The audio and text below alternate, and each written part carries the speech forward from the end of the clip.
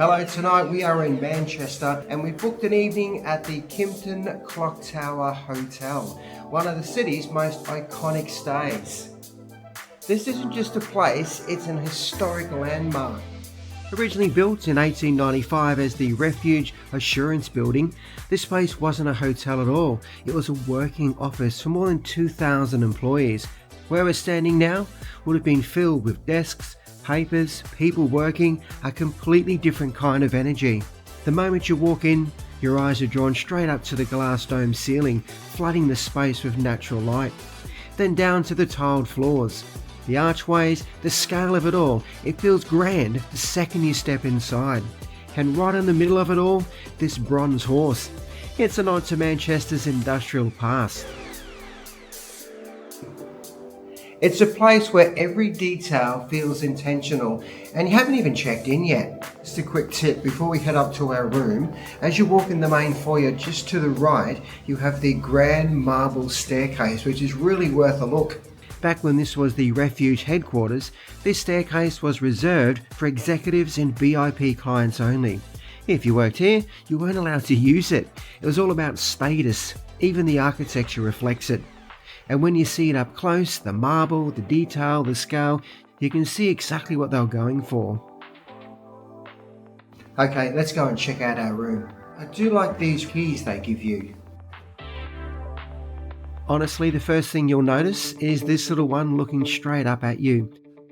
We brought our dog along, and the hotel is dog friendly, which is always great for us. Then as you step in, you start to take it all in. The space, the high ceilings, those big windows,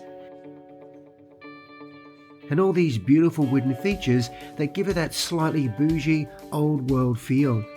There's a king-size bed, and everything just feels really well thought out.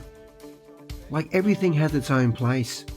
It almost feels like you've stepped into what might have been an executive office back in the day, which ties in with the building's history. You've got all the modern comforts you'd expect, but with these little nods to the past, like this retro red dial phone. Very cool.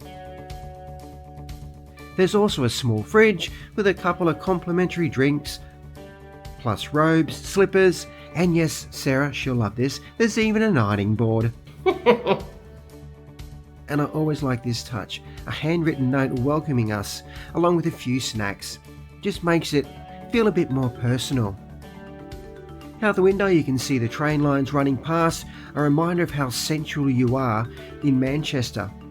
Let's hope the trains aren't too disrupted this evening when we're trying to sleep.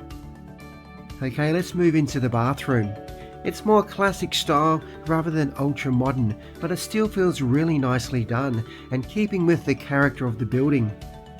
I do really like the white tiles. They give it that clean, fresh look, and the shower, it's got 3 taps, which could be slightly confusing, but I think we'll work it out. Towels are toasting nicely on the heated rail, which is always a nice win. It's definitely more classic than modern, which really suits the building. But saying that, it still feels really luxurious to us. Overall, it's one of those rooms that really leans into the history of the place. Okay, once we unpacked our bags, we made our way downstairs to the post office room. And the one thing you start to notice as you move through the building, there's always a little glimpses of the past. The tiles, the details, reminders of what the place used to be. And this is a really nice touch. The hotel has a social hour where they put on complimentary drinks for guests to mingle with other guests. What a nice touch. After complimentary drinks in the post office, we then made our way into the main bar, restaurants and winter garden area. And this is where the building really opens up. As you walk through, it almost catches you off guard. The space just keeps going. High ceilings, huge windows, those detailed columns. It feels grand in a way that's hard to explain until you're actually standing in it. There's so much room here and everything just flows. You've got the main bar running along one side, beautifully lit with people settling in for a drink, and just behind it through those tall glass windows, the winter garden opens up. The winter garden is one of our favourite parts of the building. It's just a standout, filled with natural light, greenery, and the glass ceiling above. It's just bright, relaxed, and completely different again from the main bar area. Then as you move further through, you come into the restaurant area, and it's slightly different again, a bit calmer, more intimate, but still surrounded by that incredible architecture.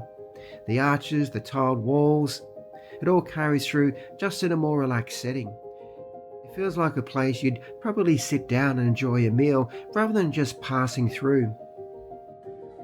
Honestly, it's one of those spaces that just leaves an impression. London and I really enjoyed exploring the hotel. It's just so big, and the corridors just seem to go on and on. You can't help but think about all the people who would have walked these same hallways over the years. In the morning, although we did hear the trains throughout the night, it wasn't too intrusive and it wouldn't stop us from staying here again. We headed down for breakfast. Breakfast was included in the price of the room. We always book hotels with breakfast included. I went for my usual fruit salad and yogurt, followed by a good old English breakfast. The staff are lovely and even offered a dog bowl for London. I've got to say, this would have to be one of the most beautiful hotels we've ever stayed in. So overall, would we stay here again? Most definitely. Knowing that more than 2,000 people used to work here adds to the experience and makes it all that much more special. Now the only con is that we did hear the train line throughout the night when we were trying to sleep. I wouldn't say it was intrusive, but I think next time when we come and stay, we'll certainly ask for a room on the other side of the building. Now the hotel itself is in a great location. It's right opposite the Manchester-Oxford station, and you're surrounded by all the restaurants, cafes and bars. If you're into hotel reviews, hey, why not check out another one of ours? Just click on the link above. And while you're here, don't forget to hit the like, subscribe and notifications button. And why not leave a comment down below? See you in the next video.